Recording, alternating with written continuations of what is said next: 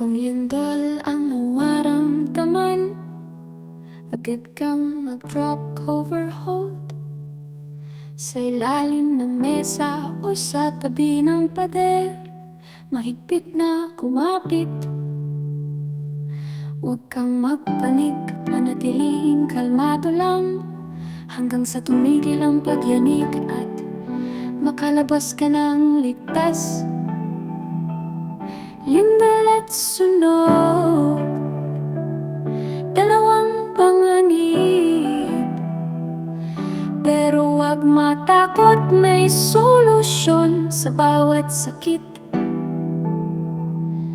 Tandaan ang mga hakbang para sa ating kaligtasan. Magkaisa tayo sa paghahanda at pag-iingat. Kung sunog ang makita, agad na tumakbo sa ligtas na lugar at humingi ng tulong. Kung may fire extinguisher, pas ang tandaan. Pull the pin, aim at the base, squeeze the handle, sweep from side to side. Lindol at sunog, dalawang panganib, pero huwag matakot, may solusyon sa bawat sakit.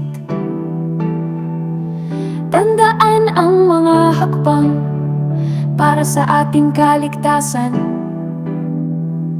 Magkaisa tayo sa paghahanda at pag-iingat.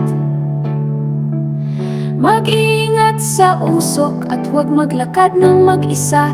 Humingi ng tulong sa mga nakakakita. Magkaisa tayo.